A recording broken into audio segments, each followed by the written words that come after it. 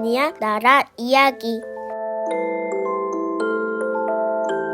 사자와 마녀와 옷장. 12장 피터의 첫 전투. 난쟁이와 하얀 마녀가 이런 말을 주고받는 동안 몇십 킬로미터 떨어진 곳에서는 비버 부부와 아이들이 감미로운 꿈속 같은 길을 걸어가고 있었다. 코트는 벌써 오래전에 벗어버렸다. 이제 그들은 간혹 걸음을 멈추고 서로에게 말을 걸었다. 봐, 저기 물총새가 있어. 우와, 야생 히아신스다. 이 향긋한 냄새는 뭘까? 저 집박이 소리 좀 들어봐. 일행은 이 모든 것들을 음미하면서 말없이 걸어갔다. 볕이 잘 드는 따뜻한 곳을 지나 서늘한 초록빛 관목 숲으로 들어갔다가 다시금 키 큰 느릅나무들이 하늘 높이 나뭇잎 지붕을 들이우고 꽃들이 흐드러지게 피어 향긋한 내음을 물씬 풍기고 있는 이끼 낀 넓은 빈터를 지나 까치밤 나무와 산사나무 덤불 안으로 들어갔다. 겨울이 사라지고 불과 몇 시간 만에 온 숲이 1월에서 5월로 변해버린 것을 보고는 모두들 에드먼드만큼이나 깜짝 놀랐다. 이 모든 변화가 아슬란이 나니아에 왔기 때문에 일어났다는 사실을 확실히 몰랐다. 그러나 마녀 때문에 끝없는 겨울이 계속되고 있다는 것은 잘 알고 있었기 때문에 모두들 이 신비한 봄이 시작되자 마녀의 흉계가 잘못되어 가고 있다는, 그것도 아주 많이 잘못되어 가고 있다는 사실만은 알아차렸다. 한동안 계속되던 해빙기가 끝나 마녀가 더 이상 썰매를 쓸 수 없을 거라는 사실도 깨달았다. 그래서 별로 서두르지도 않고 전보다 더 자주, 더 오래 쉬면서 길을 갔다. 물론 피곤하기는 마찬가지였지만 아까처럼 심하지는 않았다. 다만 온종일 밖으로 돌아다녔을 때 누구나 느끼는 것처럼 온몸이 나른하고 금방이라도 가라앉을 듯한 기분 속에서 걸음이 더뎌졌을 뿐이다. 수자는 한쪽 발꿈치에 가벼운 물집이 생겼다. 일행은 좀 전에 커다란 강에서 벗어났다. 돌탁자 언덕으로 가려면 약간 오른쪽으로, 다시 말해서 약간 남쪽으로 가야 했다. 설사 이 길이 그들이 가려던 길은 아닐지라도 얼음이 녹기 시작한 이후로 강 기슭에 있는 골짜기 쪽으로는 갈 수 없었다. 얼음과 눈이 녹은 누런 흙탕물이 천둥치듯 요란한 소리를 내며 홍수가 되어 강으로 흘러 들어갔으니 그 골짜기 길은 물에 잠겨 있을 게 뻔했다. 이제 해는 기울고 하늘에는 노을이 점점 붉게 물들어갔다. 그림자가 길어지면서 꽃들이 몸을 움츠리기 시작했다. 비버씨가 말했다. 이젠 얼마 안 남았어요. 비버씨는 키 큰 나무들이 두 팔을 벌린 채 자라고 있는 아주 폭신폭신한, 잔뜩 지쳐있는 발 밑에서 기분 좋게 느껴지는 이끼가 낀 어떤 곳을 지나 일행을 오르막길로 이끌었다. 하루 종일 걸음 끝에 언덕을 오르려니 숨이 턱까지 차올랐다. 루시가 속으로 쉬지 않고 꼭대기까지 올라갈 수 있을까 걱정하고 있는데 어느새 그들은 꼭대기에 올라와 있었다. 눈 앞으로 장관이 펼쳐졌다. 일행은 탁 트인 푸른 언덕에 서서 아래를 내려다보았다. 정면을 제외하고는 눈길 닿는 데까지 온통 숲이 펼쳐져 있었다. 멀리 동쪽으로는 반짝반짝거리는 뭔가가 움직이고 있었다. 피터가 수잔에게 나지막이 속삭였다. 우와, 바다야. 탁 트인 푸른 언덕 꼭대기 한가운데 돌탁자가 놓여 있었다. 돌탁자는 4개의 버팀돌이 받치고 있는 커다란 회색 석판이었다. 아주 오래되어 보이는 석판에는 무슨 뜻인지는 몰라도 글자처럼 보이는 이상한 선과 도형들이 가득 새겨져 있었다. 그 글자는 보는 이에게 신기한 느낌을 주었다. 그 다음에는 고원 한쪽에 세워져 있는 커다란 천막이 보였다. 지는 노을빛을 받아 더 아름답게 보이는 그 천막은 옆면이 노란 비단 같은 천으로 되어 있고 상아로 만든 말뚝에 진홍빛 밧줄로 묶여 있었다. 천막위로 높이 솟은 깃대 위에는 사나운 빨간 사자 그림이 그려져 있는 깃발이 멀리 바다에서 불어오는 산들바람에 펄럭이고 있었다. 그들이 이 광경을 보고 있을 때 오른쪽에서 음악 소리가 들려왔다. 그쪽을 돌아본 순간 그들은 자신들이 만나러 온 바로 그분을 발견했다. 아슬란은 자신을 반달 모양으로 에워싼 창조물들 한가운데 서 있었다. 거기에는 현악기를 들고 있는 나무 여인들과 우물 여인들도 있었다. 음악 소리는 바로 이 여인들이 연주하는 소리였다. 거대한 켄타우로스도 4명이나 있었는데 말의 형상을 한 아랫부분은 영국 농장의 거대한 말과 비슷했고 인간의 형상을 한 윗부분은 무시무시하면서도 아름다운 거인과 비슷했다. 또 유니콘과 인간의 두상을 한 황소, 펠리컨, 독수리, 엄청나게 큰 개도 있었다. 아슬란 바로 옆에는 표범 2마리가 각각 왕관과 군기를 들고 서 있었다. 그러나 비버 부부와 아이들은 아슬란을 보자 어떻게 해야 할지 또 무슨 말을 해야 좋을지 몰라 막막했다. 나냐에 한 번도 와본 적이 없는 사람은 착하면서도 동시에 무서운 존재란 없다고 생각할 것이다. 이 아이들도 예전에는 그렇게 생각했지만 이제는 그런 생각을 바꾸게 되었다. 아이들은 아슬란의 얼굴을 똑바로 쳐다보려고 했지만 황금빛 갈기와 근엄하고 엄숙하고 압도적인 분위기를 풍기는 커다란 2 눈을 힐끗 보았을 뿐이다. 아이들은 사시나무 떨듯 온몸을 부들부들 떨고 있었다. 비버씨가 속삭이듯 말했다. 앞으로 나가요. 그러자 피터가 속삭였다. 아니요, 먼저 나가세요. 비버씨는 다시금 속삭이듯 대꾸했다.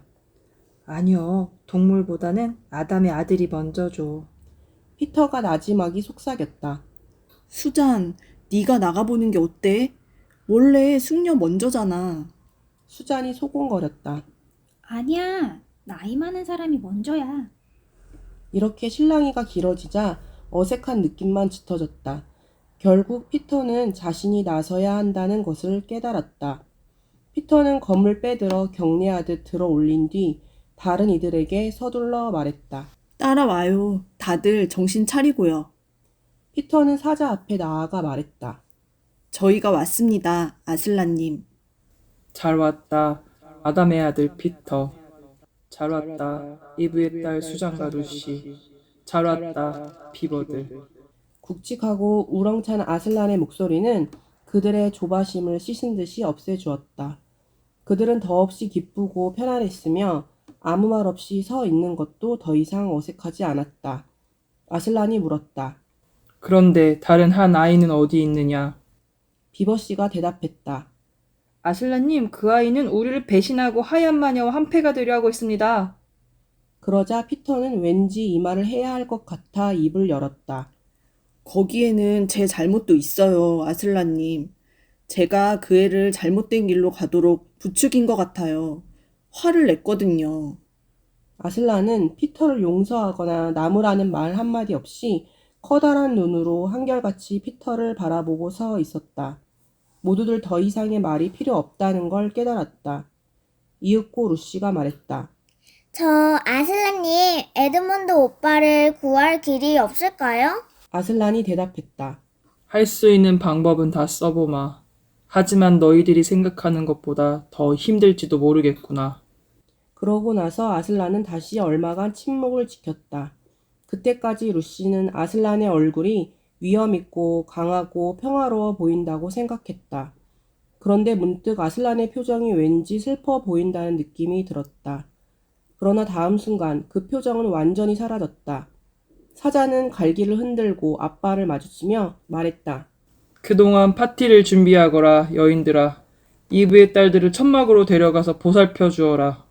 여자아이들이 사라지자 아슬란은 부드럽긴 해도 아주 무거운 자신의 아빠를 피터의 어깨에 얹으며 말했다. 이리 오너라, 아담의 아들아. 내가 왕이 되어 머무를 성을 멀리서나마 보게 해주마. 피터는 여전히 손에 검을 쥔 채 사자와 함께 언덕 꼭대기 동쪽 끝으로 갔다. 아름다운 전경이 눈에 들어왔다. 해가 등 뒤로 지고 있어서 발 아래 보이는 온 세상이 저녁 노을을 받아 빛나고 있었다. 숲과 언덕과 골짜기와 은빛 뱀처럼 구불구불 흘러가는 큰 강 하류가 내려다 보였다. 그리고 이 모든 것들 너머로 아득히 먼 곳에 바다가 있었고 바다 너머에는 노을에 물들어 장밋빛으로 변해가는 구름들이 하늘을 수놓고 있었다. 그런데 나니아의 땅과 바다가 만나는 큰 광어깃계의 작은 언덕 위에 뭔가 반짝이는 것이 보였다. 그것은 성이었다. 피터와 노을이 지는 쪽으로 나 있는 모든 창문들이 햇빛에 반사되어 반짝거렸던 것이다. 그러나 피터에게는 그것이 꼭 바닷가에 자리 잡은 거대한 별처럼 보였다. 아슬란이 말했다. 자, 얘야, 저것이 케오페럽의 성이다. 저 성에는 4개의 왕자가 있는데 그 중 하나는 내 자리다. 지금 저 성을 너에게 보여주는 까닭은 네가 마지인데다 앞으로 다른 왕들 위에 군림하는 제왕이 될 인물이기 때문이다. 이번에도 피터는 잠자코 있었다. 그 순간 이상한 소리가 침묵을 깨뜨렸다. 군대의 나팔 소리 같았지만 그보다 더 우렁찼다. 아슬란이 나직하게 말했다. 내 누이의 뿔나팔 소리다. 아슬란의 말소리는 너무 낮아서 마치 고양이가 가르랑거리는 소리처럼 들렸다. 사자가 가르랑거린다는 게 그다지 무례한 생각이 아니라면 말이다. 잠시 동안 피터는 그 말뜻을 알아듣지 못했다. 이윽고 다른 모든 창조물들이 앞으로 나서는 광경과 아슬란이 앞발을 휘두르며 물러서라, 왕자가 공원을 세우게 하라. 하는 소리를 들은 뒤에야 피터는 모든 상황을 깨닫고 천막 쪽으로 힘껏 뛰어갔다. 거기서 피터는 끔찍한 광경을 목격했다. 물의 요정 나이아스들과 나무의 요정 드리아스들이 사방으로 뿔뿔이 달아나고 있었다. 루시는 얼굴이 백지창처럼 하얘져서 그 짧은 다리로 죽을 힘을 다해 피터 쪽으로 뛰어오고 있었다. 또 수자는 거대한 회색 짐승에게 쫓겨 어떤 나무로 올라가 대롱대롱 매달려 있었다. 처음에 피터는 그게 곰인 줄 알았다. 그러다가 곧 셰퍼드인 것 같다고 생각했지만 개치고는 너무 큰 짐승이었다. 나중에야 피터는 그것이 늑대임을 알아차렸다. 늑대는 앞발로 나무 줄기를 잡고 뒷발로 서서 사나운 이빨을 드러낸 채 덤벼들고 있었다. 놈의 등에 난 털은 죄다 빳빳이 곤두서 있었다. 수자는 더 이상 두 번째로 큰 가지 위로는 올라가지 못한 채 물어뜯으려는 늑대의 이빨에서 불과 5-6cm 밖에 떨어지지 않은 허공에서 한쪽 다리를 바동거리고 있었다. 피터는 왜 수잔이 더 높이 올라가지 않는지, 왜 가지를 좀 더 꽉 붙잡고 있지 않은지 이상했다. 그러나 피터는 곧 수잔이 기절하기 직전이라는 사실과 행여 여기서 기절이라도 하면 당장 밑으로 떨어지고 말 것임을 깨달았다. 피터는 나설 용기가 나지 않았다. 사실은 속이 울렁거리려고 했다. 그러나 그런 문제는 피터가 해야 할 일과는 전혀 별개의 것이었다. 피터는 곧장 그 괴물에게 달려들어 옆구리를 내리치려고 했지만 첫 번째 일격은 늑대의 몸에 닿지 못했다. 늑대는 번개처럼 몸을 들려 눈을 희번덕거리며 쩍 벌린 아가리로 성난 울음소리를 토해내고 있었다. 늑대가 그렇게 성을 내며 울부짖지만 않았다면 당장에 피터의 목을 덥석 물어뜯었을 것이다. 미처 생각할 틈도 없이 전개된 상황 속에서 사태가 이 지경까지 이르자 피터는 순간적으로 몸을 수그려 늑대의 앞다리 사이로 심장을 겨누며 힘껏 검을 꽂았다. 순간 악몽처럼 무시무시하고 어리둥절한 순간이 이어졌다. 피터는 정신없이 검을 잡아당겼다. 늑대가 살았는지 죽었는지조차 분간할 수 없었다. 누렇게 드러난 늑대 이빨이 피터의 이마에 부딪히는 순간 오직 늑대의 피와 체온과 털의 감촉만이 느껴졌다. 잠시 후 피터는 늑대가 죽어 나자빠져 있다는 사실을 알아차리고 늑대의 몸에서 검을 빼낸 뒤 허리를 펴고 얼굴과 눈에 흐르는 땀을 닦았다. 피터는 완전히 녹초가 되어 있었다. 바로 그때 수잔이 나무에서 내려왔다. 피터와 수잔의 눈이 마주치는 순간 떨리는 기분으로 눈물을 흘리고 서로 껴안고 뽀뽀를 해댔다. 나니아에서는 그렇게 한다고 못마땅해 할 사람은 아무도 없었다. 아슬란이 큰 소리로 외쳤다. 어서, 켄타우로스, 독수리, 숲풀 속에서 또 다른 늑대가 있다. 거기, 네 뒤에 그놈이 막 도망치고 있다. 모두 놈의 뒤를 쫓아라. 제 주인에게 갈 것이다.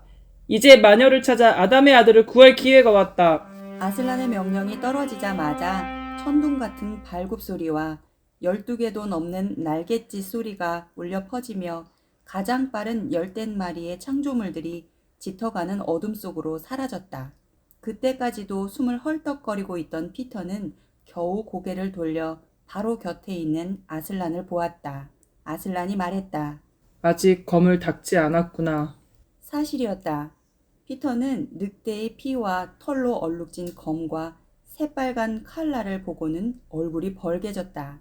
피터는 허리를 굽혀 풀잎으로 칼날을 깨끗이 닦고 코트에 한 번 더 닦아 물기를 말끔히 없앴다. 아슬란이 말했다. 아담의 아들아, 그 검을 내게 주고 무릎을 꿇어라.